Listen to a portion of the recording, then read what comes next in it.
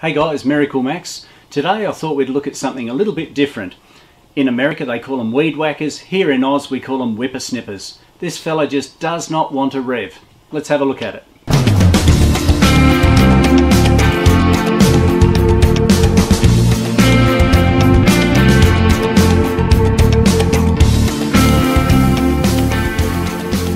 But check it out, doesn't matter how hard I rev the thing, it just won't go.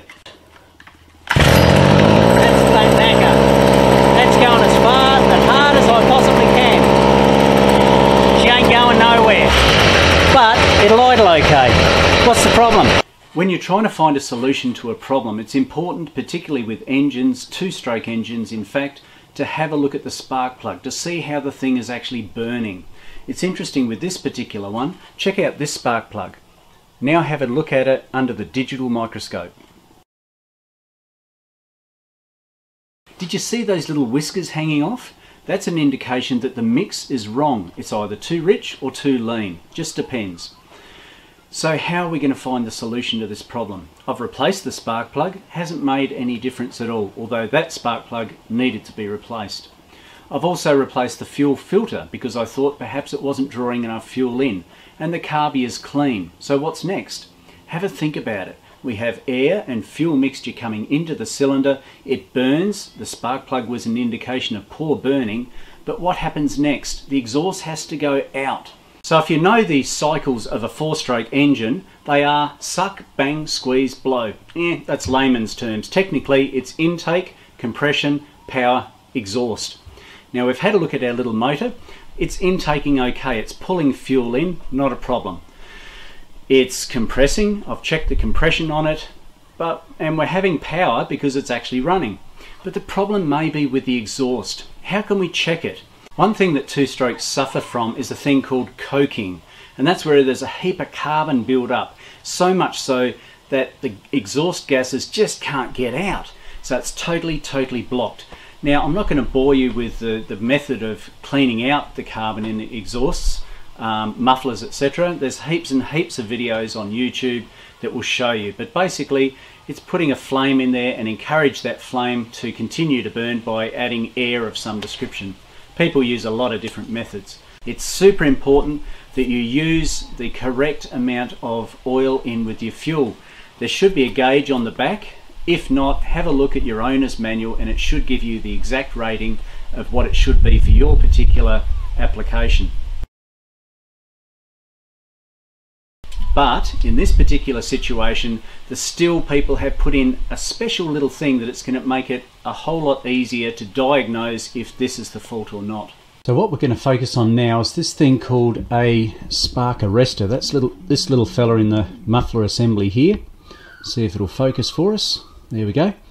The goal of that is obviously to prevent fires when the whipper snipper is being operated. And it's actually a legal requirement that's needs to be put in there. You shouldn't throw it away. It's there for a reason. When unburnt fuel comes out of the cylinder, out of the exhaust side of things, it will create flames that are burning up carbon or any deposits that are still alight. So it's really important to make sure that this thing is not removed but cleaned.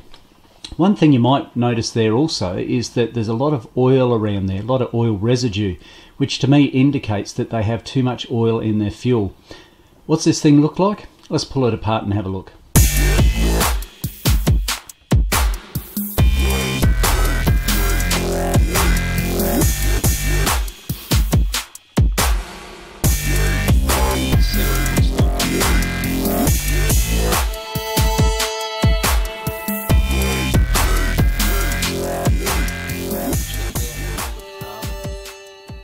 Man, this thing has more blockages than my colon.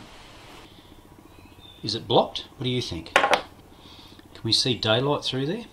Can you see a tiny little pinhole? That's pretty much all that it's exhausting the gas on. That tiny little pinhole. Let's clean it up and see if that makes the difference that we're after. So what I'm going to try now is probably not as safe as I would have liked it to be. I'm actually going to set the thing alight and run compressed air through it.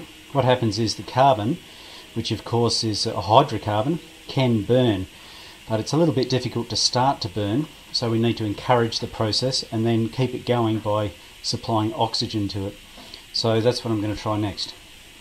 So just putting my air nozzle on there, and making sure I don't put too much air through it, and then give it some sort of accelerant, making sure that you're in an area that's safe, and push it on. There we go, and set the light and see what happens. There we go. Just a bit too much oxygen, huh? Just a tiny bit of oxygen to try and burn that carbon off. No.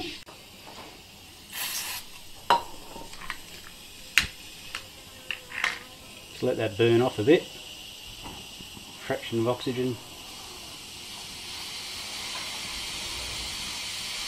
See how that goes.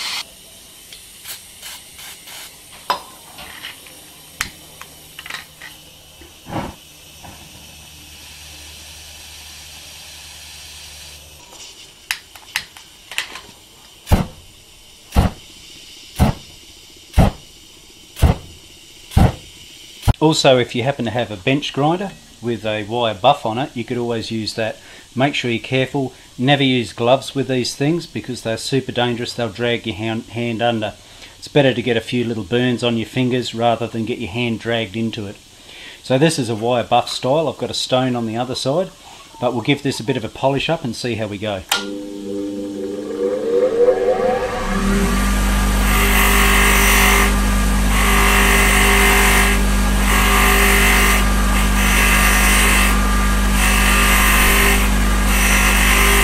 There you go, clean as a whistle. Check it out. You can clearly see daylight through it all, there, apart from where it's joined, of course. But that's pretty good, hey.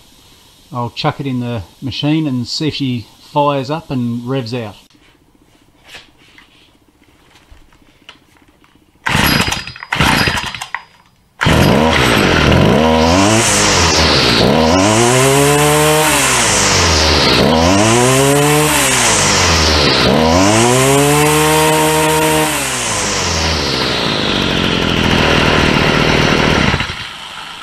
We now have a successfully running Whipper Snipper that runs at full throttle. So what was the reason behind it? Was it just that little spark arrestor that was blocked in the gauze? Well, that was the actual fault, wasn't it? But what was the cause behind it? That's what we need to establish. We had a look at the fuel filter, didn't we? And that needed replacement. We cleaned out the fuel system in the carby too, didn't we? And we got rid of that spark plug that had all those little whiskers on it. But really, was that the cause? No, the cause was excess oil in the fuel. I've spoken to the customer about it so that it doesn't happen again. So guys, just because you fix the fault doesn't mean that you've actually fixed the cause. Make sure you do your research. It's a diagnostic path.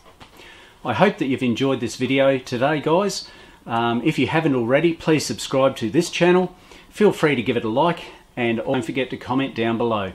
Until next time, this is MiracleMAX signing off. Catch you later, guys.